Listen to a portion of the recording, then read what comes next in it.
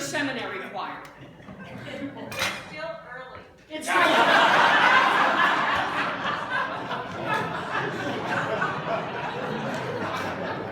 Well, ain't that the truth? That stand bottles, I'm not going to use it. But the bell choir practices Wednesdays at 6 o'clock in the parlor. And the singing chancel choir practices Wednesdays at 7 o'clock in the choir room. Come be part of the fun. Well, my friends and I were sitting in the last row of a classroom in seminary waiting for the Old Testament professor, Dean McBride, to hand out the midterm exam. The test got passed around, and I took a quick look at the exam in hope that he would actually ask things I knew something about. Instead, I saw questions about the history of the Assyrian and the Babylonian Empire conquests. At that point, I uttered, "Lord have mercy." And the friend next to me said in reply, "Maybe this is it. Maybe this is mercy." From that day forward, when I am frustrated or tired or afraid or moving, I often utter, "Lord have mercy." Then I remember to say, well, maybe this is it. The author of 1 Timothy was writing to a number of churches that Timothy had pastored. And the churches were facing, well, the problems that come with transferring faith from one generation to the next generation. Timothy's churches, along with all of the churches that Paul and Timothy had founded, were facing declining participation.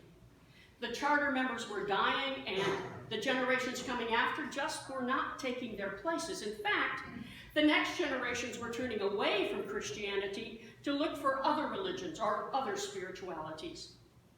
Timothy, keep in mind, was written when Christianity was still very young.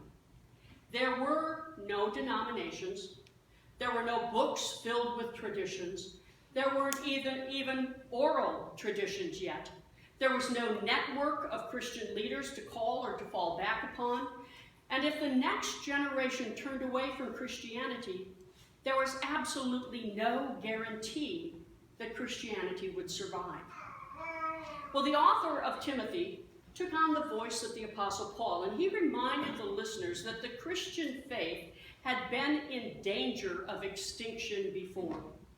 From the moment Jesus died on the cross to the moment he was raised back to heaven, the faith had been in danger. The faith had been in danger when the temple priests in Jerusalem were committed to destroying Christianity. They believed that the followers of Jesus were blasphemers, and they had to be returned to the temple faith or they would be put to death. The church had been in danger before.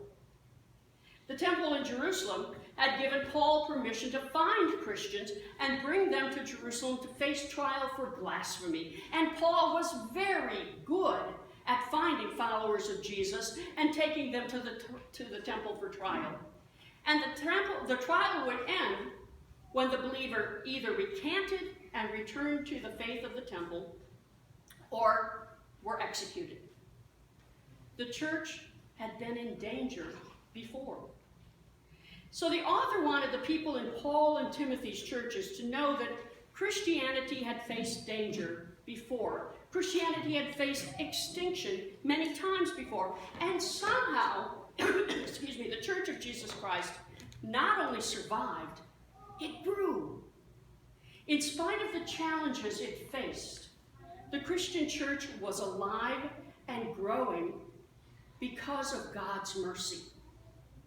God's mercy had given the first generation of followers the ability to grow because of Jesus' death, resurrection, and return to God. God's mercy had given the first followers the strength they needed to grow in spite of Paul's persecution. God's mercy had given Paul the strength to accept God's forgiveness and change his life from one who persecuted to the one who was being persecuted. God's mercy had given every preceding generation of Christians the strength they needed to nurture faith within themselves and within others. The church had been in trouble before, and not only had it survived, it had thrived.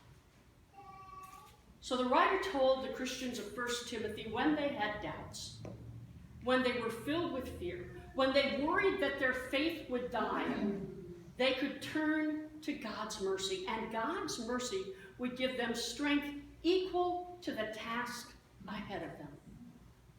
When the churches of 1 Timothy simply did not know how to move forward, they could rely on God's mercy.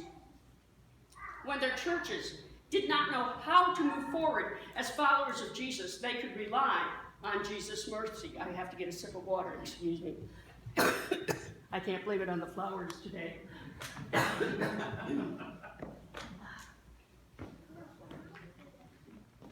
Excuse me.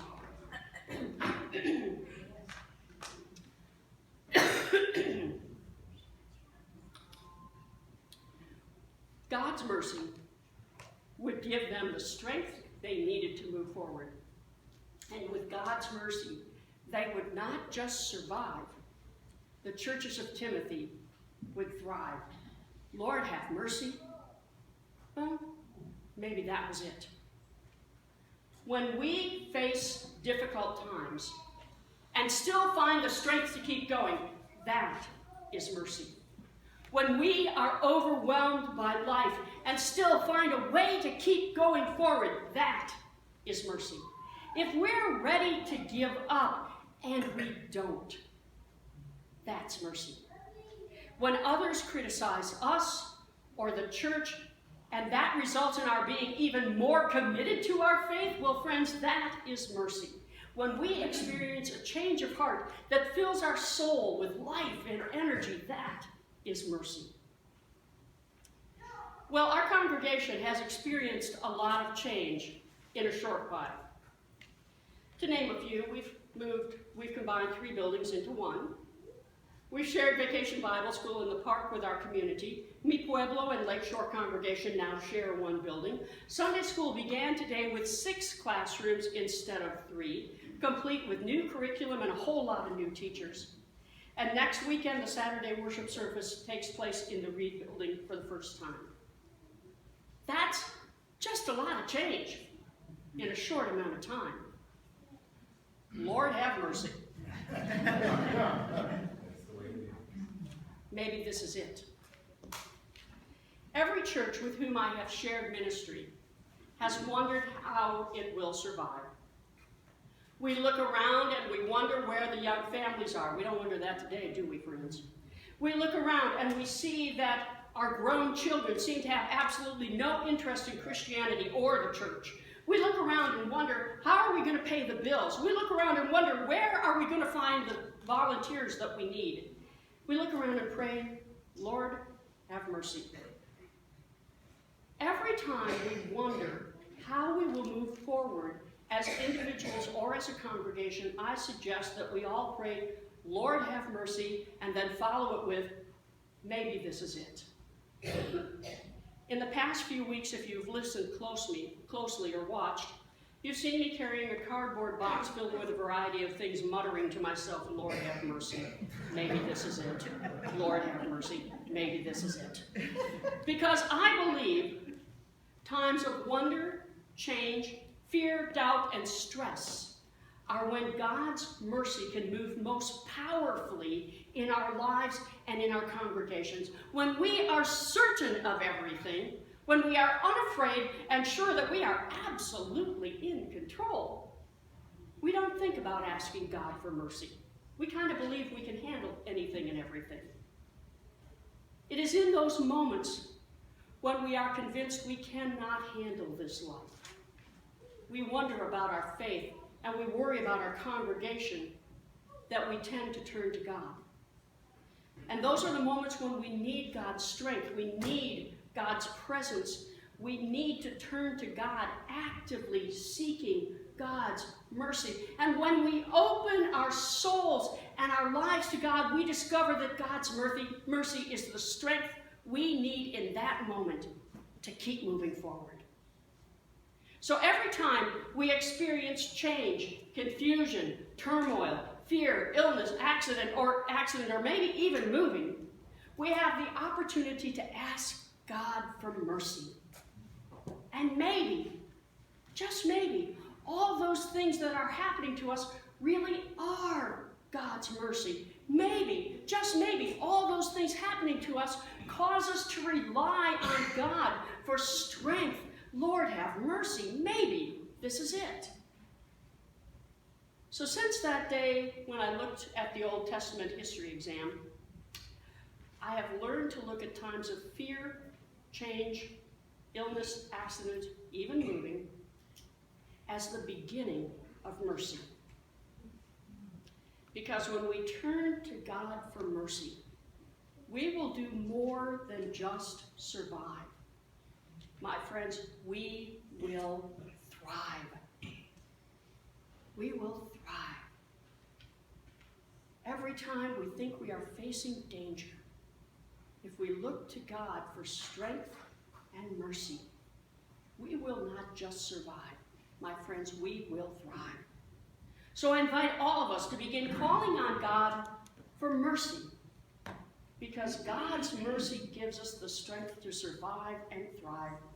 So Lord, have mercy. Maybe this is it.